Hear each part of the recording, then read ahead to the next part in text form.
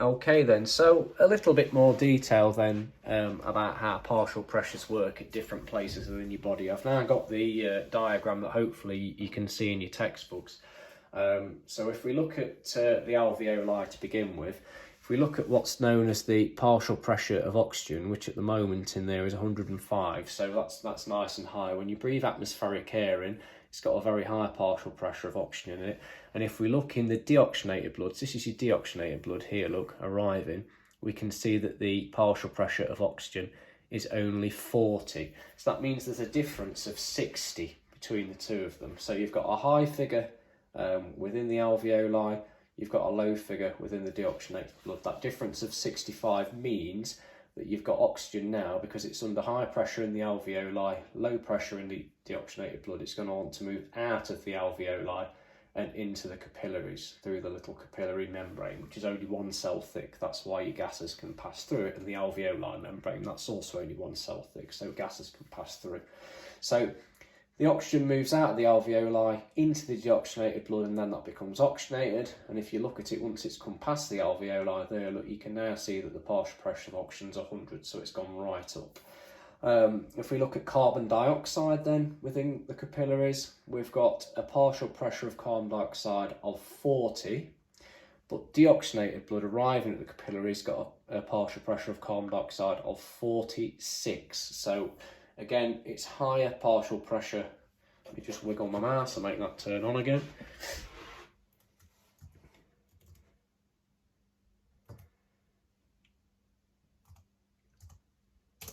There we go, back in business.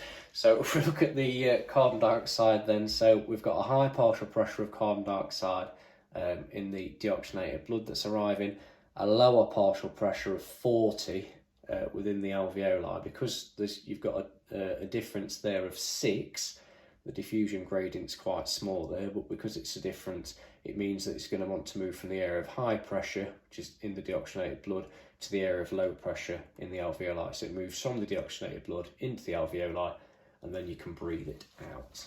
Okay. If we look then, that was, by the way, that's what's called external respiration. So that's what's taking place in your lungs. If we look down here, we've got what's called internal respiration. From a PE point of view, we'll look at it sort of from the point of view of working muscles. So if we look at this oxygenated blood arriving at the working muscles, the partial pressure of oxygen is 100, whereas within the working muscle itself, the partial pressure of oxygen is only 40. So you've got a difference, or what's known as a diffusion gradient, of 60. The difference between 100 and the 40 is 60. So that's quite a high diffusion gradient, and that just means that that oxygen there in the oxygenated blood is going to want to move from high pressure in the oxygenated blood to low pressure within the muscle. And it's going to want to move in nice and quickly because you've got that diffusion gradient, that difference of 60.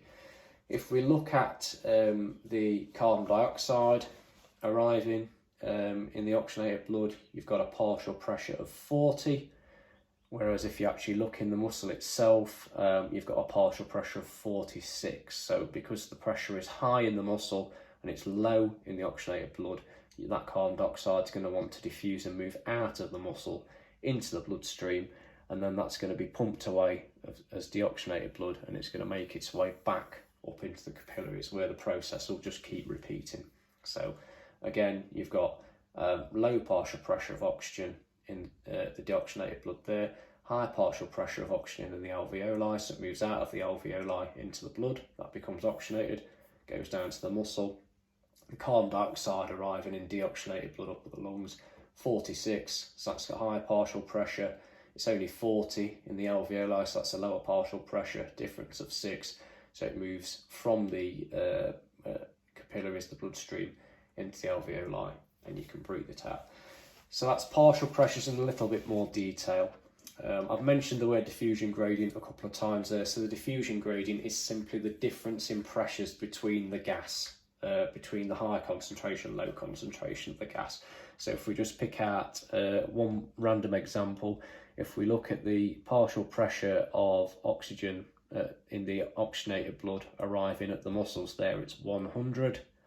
The partial pressure of oxygen within the muscle is only 40, that's a difference of 60. So your diffusion gradient there is 60. That means it will move across quite fast.